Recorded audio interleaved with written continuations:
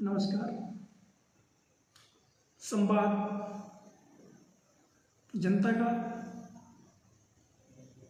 के कार्यक्रम में आपका हार्दिक स्वागत अभिनंदन हम वंदन करते हैं। बलिया स्थापना दिवस के बारे में हम जानने का प्रयास करेंगे कि बागी बलिया जो उत्तर प्रदेश के पूर्वी छोर पर स्थित है, इसे मंगल पांडे की बागी तेवर ने बागी बलिया बनाया।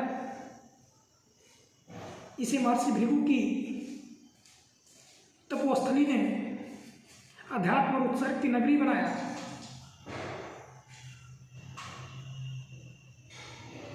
उस बलिया की स्थापना कब हुई, कैसे हुई और वर्तमान परिवेश में उसकी क्या प्रासंगिकता है, आइए अध्यात्म उत्सर्ग और उदाहरण की पूरी भूमि बलिया को पुनः गौरवशाली बनाए। 144 वर्ष पूर्व बलिया का स्थापना हुआ। बलिया को अपना एक नाम मिला। वैश्विक स्तर पर बलिया ने जो आज वर्तमान परिवेश में अपना स्थान बनाया है, उसकी शुरुआत आज से 144 वर्ष पूर्व हो गई थी।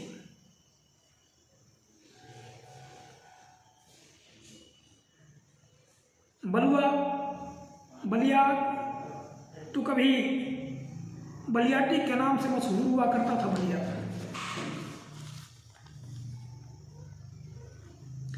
कभी इसे किसी ने बलिया के नाम से जाना, कभी लोगों ने इसे बलियाक कहा, तो कभी किसी ने इसे बलियाटी कहा।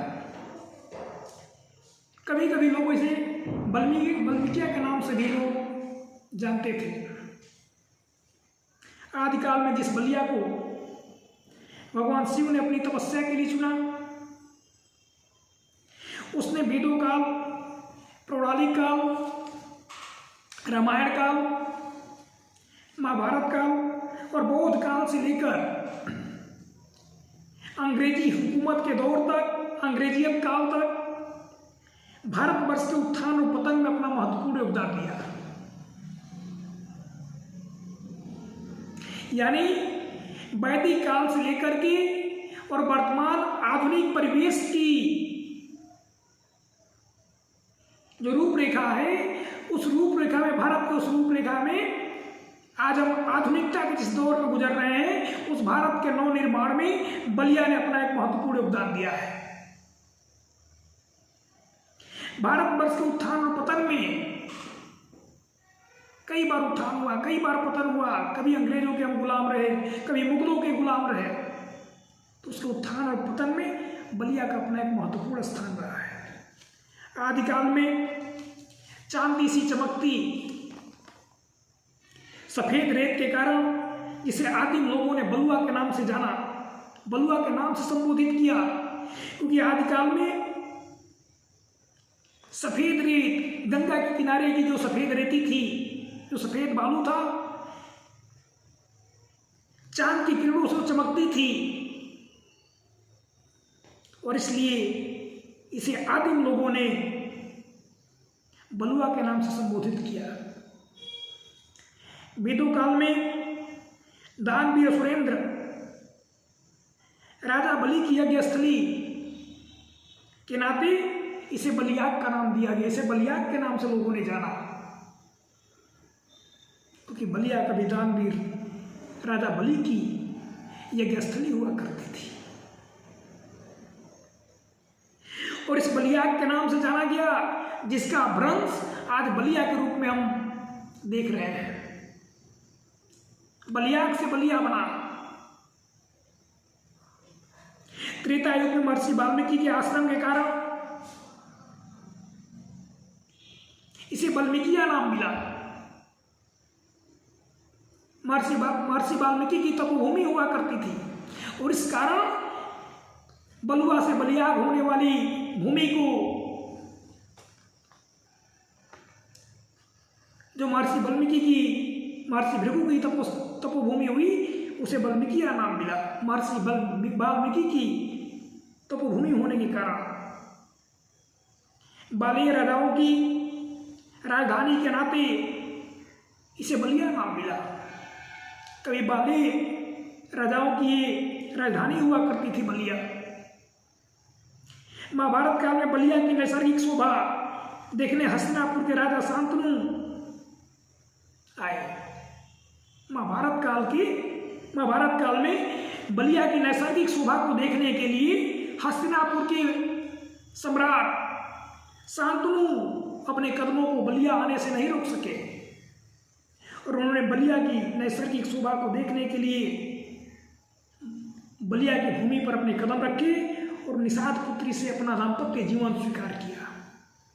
निषाद राज की पुत्री से बलिया में आकर के हस्तिनापुर के राजा शांतनु ने अपना दाम्पत्य जीवन में बधे दाम्पत्य जीवन अपनी अर्धांगिनी के रूप में निषाद राज की पुत्री को स्वीकार किया। ये थी बलिया की नैसर्गिक शोभा। काश इस शोभा को आज हम बनाए रखते हैं। सन 1302 ईस्वी में खिलजी वंश के शासक बख्तियार खिलजी ने अंग देश और बंग देश के भाग के कारण राजस्व वसूली की शुरुआत यहीं से की और राजस्व वसूली की इकाई का महल बनाया।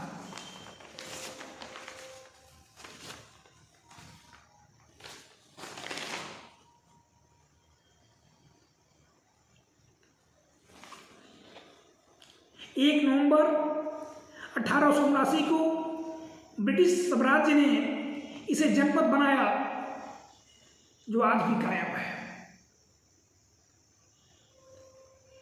अंग्रेजी काल में अंग्रेजों ने बलिया की नैसर्गिक शोभा को बलिया की आभा को मिटाने का तमाम प्रयत्न किया, बहुत ही प्रयास किया, लेकिन बलिया के शेर मंगल पांडे ने इसकी क्रांति की ज्वाला को बुलंद किए रखा। बलिया के शेर मंगल पांडे की मौत के बाद ही स्वतंत्रता आंदोलन को लेकर लोगों में जुनून आया। आजादी के बाद तक पूर्व प्रधानमंत्री चंद्रशेखर बघित्व को अंगीकार करते हुए तत्कालीन प्रधानमंत्री इंदिरा गांधी के खिलाफ बिगुल फूका। जब इंदिरा गांधी की पूरे मुल्क पर इंदिरा गांधी का अपना एक खौफ चलता था, अपना एक हुकूमत चलती थी, उस दौर में बलिया के बघित्व को रेखांकित करने वाले, बलिया के बघित्व का प्रतिनिधित्व करने वाले पूर्व प्रधानमंत्री चंद्रशेखर जी ने इंदिरा गांधी के खिलाफ बिगुल फूका था। 19 अगस्त 1942 का दिन बलिया जिले के इतिहास में स्वर्णिम अक्षरों में अंकित है। इसी दिन सैकड़ों क्रांतिकारियों ने अपनी शहादत देकर ब्रिटिश सरकार से लुभा लेते हुए जिला कारागार का दरवाजा तोड़कर जेल में बंद अपने साथी क्रांतिकारियों को आजाद कराया था। सोचिए, जिस दौर में अंग्रेजों की हुकूमत सराखों पे चढ़ के बोला करती थी, उस दौर में बलिया के बागियों ने, बलिया के नौजवानों ने ब्रिटिश सरकार से लुभा लेते हुए जिला कारागार में बंद अपने साथियों को छुड़ाने के लिए जिला कारागार का दरवाजा तक तोड़ दिया और अपने क्रांतिकारियों को आजाद कराया था। हमारे बलिया के कुछ महत्वपूर्ण नायक रहे हैं जिन्हें हम आज भी याद करते हैं और जिनसे राष्ट्रीय पटल पर हमारे बलिया के नाम है, बलिया के नाम पर बलिया को प्रसिद्धि मिली हुई है। कहा जाता है आज साहित्य के लोगों ने, लोक गायकों ने भी बलिया को रेखांकित किया है। सब जिला जिला है, बलिया जिला बागी है। सब जिला जिला है, बलिया जिला बागी है। मंगल पांडे जो स्वतंत्रता संग्राम के सेनानी थी और अंग्रेजों के खिलाफ बिगुल फूंक कर उन्होंने देश के नौजवानों में देश को आज़ादी दिलाने के लिए जुनून पैदा किया। चित्तू पांडे जो बलिया के पहले कलेक्टर बने, 19 अगस्त 1942 को जब बलिया पहली बार आज़ाद हुआ अंग्रेजी हुकूमत को तोड़ते हुए, बलिया पहली बार 19 अगस्त 1942 को आज़ाद हुआ, उस समय बलिया के पहले कलेक्टर चित्तू पांडे बने। और आज भी चित्तू पांडे जी का नाम बलिया में स्वर्णिम अक्षरों में रेखांकित है और बलिया के एक एक नौजवानों के मानस पटल पर चित्तू पांडे जी का नाम स्वर्ण अक्षरों में रेखांकित है। शेरे बलिया चित्तू पांडे ने 1942 में जो शुरुआत की, उसी का नतीजा था कि हम 15 अगस्त 1947 को अंग्रेजों से लोहा लेकर के हम ब्रिटिश हुकूमत से आज़ाद हुए। हजारी प्रसाद द्विवेदी जो प्रख्यात साहित्यकार हुई और राष्ट्रीय पटल पर बलिया का नाम रोशन करने का काम किए। जयप्रकाश नारायण समाजवाद की प्रखर स्तंभ, समाजवादी विचारधारा के ध्वजवाहक, समतामूलक समाज की स्थापना करने का जिनका ध्येय था, ऐसे जयप्रकाश नारायण जिन्होंने इंदिरा गांधी की सरकार गिराने के लिए जनता में जुनून पैदा किया, ऐसे जयप्रकाश नारायण का जन्म बलिया जनपद के पूर्वी छोर पर हुआ था। पूर्वी छोर पर सिताब दियारा में हुआ था। हम उन्हें आज भी नमन करते हैं।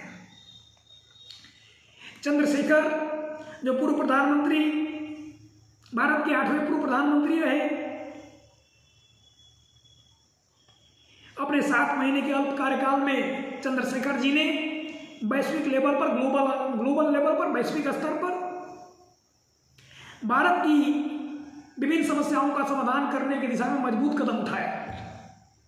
चंद्रशेखर जी ने अपने आर्थिक दृष्टिकोण से पूरे देश को जो शुरुआत दी, जो दशा और दिशा देने का काम किया, शायद आज तक उस तरह का कोई प्रधानमंत्री नहीं दे पाया। चंद्रशेखर जी का जन्म 17 अप्रैल 1927 को बलिया जनपद के इब्राहिम पट्टी में हुआ था और चंद्रशेखर जी ने हजारों किलोमीटर की यात्रा, इसे भारत यात्रा का नाम दिया गया, 1983 में शुरुआत कर 4260 किलोमीटर की यात्रा तय की, जो कन्याकुमारी से शुरुआत होकर के कश्मीर में समाप्त हुई। कन्याकुमारी शुरू होकर के नई दिल्ली में समाप्त हुई थी। 25 जून 1983 को राजघाट पर अपनी यात्रा के समापन के बाद चंद्रशेखर जी ने कहा कि जनता की समस्याओं को इस यात्रा में हमने अत्यंत नजदीक से समझने का प्रयास किया है। समाज के निचले पायदान पर रहने वाले लोग किन समस्याओं से पीड़ित हैं, उनको हमें अनुभव हुआ है। 1977 से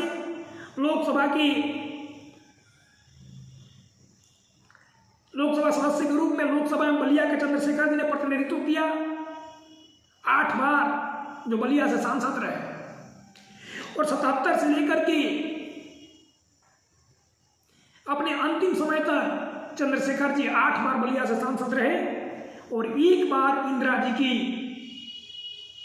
लहर में चंद्रशेखर जी को जनादेश का विपरीत सामना करना पड़ा, लेकिन उसके बावजूद चंद्रशेखर जी ने अपने सिद्धांतों से कभी समझौता नहीं किया। इस तरह से बलिया के ऐसे नायकों ने राष्ट्रीय फलक पर बलिया का नाम रोशन करने का काम किया। बलिया में कुछ ऐसी जगह हैं जो बलिया को वैश्विक स्तर पर, बलिया की प्रसिद्धि को, बलिया की गरिमा को रेखांकित करते हैं। एशिया का सबसे बड़ा ताल, जिसे हम सुरहा ताल के नाम से जानते हैं, बलिया में स्थित है, जो 24.9 वर्ग किलोमीटर में फैला हुआ है और जहाँ पर साइबेरियन पक्षी एक समय में प्रवास करने के लिए आते हैं। शहीद स्मारक स्वतंत्रता सेनानियों की याद में 1942 में 14 दिन के लिए जब बलिया आज़ाद हुआ, उस समय बलिया में शहीद स्मारक बनाया गया और ये शहीद स्मारक आज भी उन स्वतंत्रता सेनानियों के बलिदान के प्रति, उन स्वतंत्रता सेनानियों की भगित्व के प्रति हमको याद दिलाती है। ददरी मेला जो राष्ट्रीय मेला है, महर्षि भृगु के शिष्य दर्दर मुनि के नाम पर लगने वाला मेला देश भर में विख्यात है। जिसे राष्ट्रीय स्तर पर एक पहचान मिली हुई है। कार्तिक पूर्णिमा के दिन प्रारंभ होकर एक लंबे समय तक यह मेला जिसमें देश विदेश के लोग आते हैं और दर दर मुनि के नाम से ददरी मेला का लाभ उठाते हैं। यह मेला 3 किलोमीटर के क्षेत्र में फैलता है। 3 किलोमीटर के क्षेत्र में मेला लगता है, जो कि देश का सबसे बड़ा मेला है और जिसमें देश भर के व्यापारी व्यापार करने के उद्देश्य से आते हैं।